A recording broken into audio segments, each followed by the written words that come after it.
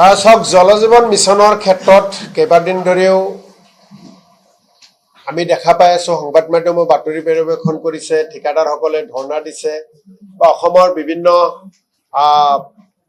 বিভাগত জমা হৈ থকা কিছু সৰু সৰু এমাউণ্ট চৰকাৰে ঘূৰাই অনাৰ কাৰণে সিদ্ধান্ত লৈছে।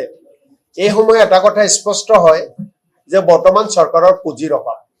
আৰু কংগ্ৰেছ দলে বিধানসভাৰ ভিতৰত বিধানসভাৰ বাহিৰত আগৰ পৰাই কৈ আছে যে আমাৰ অসম ৰাজ্যই কেন্দ্ৰীয় চৰকাৰৰ পৰা যি ধৰণে পুঁজি লাভ কৰিব লাগে 2014 চনৰ পিছত অসম ৰাজ্যই সেই পুঁজি লাভ নকৰে। আমি পূৰ্বৰ পৰাই কংগ্ৰেছ দলে কৈ আছো বিশেষ ৰাজ্যৰ মৰ্যাদা কাটি দিয়াৰ পিছত পুঁজিৰ ক্ষেত্ৰত কেন্দ্ৰ চৰকাৰৰ পৰা যিমান পুঁজি অসমে লাভ কৰিব লাগে সেই পুঁজি অসমে লাভ নকৰে। যেতিয়া আমি এই অভিযোগবোৰ আনো, ৰাজ্য চৰকাৰৰ মুখ্যমন্ত্ৰী মাননীয় হিমন্ত বিশ্ব শৰ্মা ডাঙৰীয়াই কয় আমাৰ কোনো পুঁজিৰ অভাৱ নাই। কিন্তু আজি সমগ্ৰ অসমত বিভিন্ন বিভাগত আজি পুঁজিৰ অভাৱ দেখা দিছে, যিটো ৰাজহুৱাভাৱে আজি সকলোৱে একেমুখে কৈছে যে অসমত বৰ্তমান পুঁজিৰ অভাৱ। গতিকে অসম চৰকাৰৰ প্ৰতি আহ্বান জনাও যে কেন্দ্ৰ চৰকাৰে যদি আপোনালোকে বিচৰা ধৰণে টকা নিদিয়ে, বিৰোধী আপোনালোকক সহায় কৰিব। ৰাজ্য চৰকাৰৰ লগত আমাৰ দলৰ নেতৃবৰ্গ কেন্দ্ৰীয় চৰকাৰৰ ওচৰলৈ যাব, প্ৰধানমন্ত্ৰীৰ ওচৰলৈ যাব, অসমৰ স্বাৰ্থত কিয় আমাক পুঁজি নিদিয়ে। যদি পুঁজি অনাৰ ক্ষেত্ৰত আমি ফাইট কৰিব লাগে অসমৰ স্বাৰ্থত, চৰকাৰৰ লগত লগ লাগি আমি ফাইট কৰিম যে কেন্দ্ৰীয় চৰকাৰে আমাক পুঁজি দিয়ক, আমাক কিয় পুঁজি নিদিয়ে, আমাক প্ৰাপ্যৰ পৰা কিয় বঞ্চিত কৰে।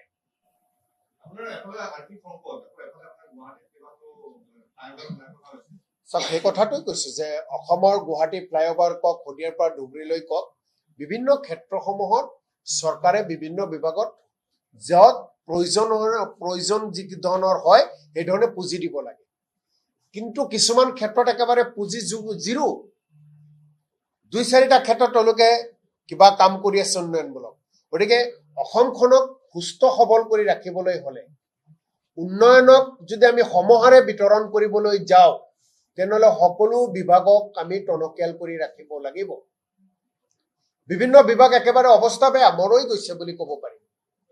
গতিকে এই ক্ষেত্ৰত পুঁজিৰ অভাৱ, ৰাজ্য চৰকাৰে সপ্তাহৰ পিছত সপ্তাহ লোন লৈ আছে, তাৰপিছতো যি ধৰণে পুঁজিৰ দৰকাৰ সেই ধৰণে পুঁজি পোৱা নাই, সেই ধৰণে টকা পইচা দিব পৰা নাই।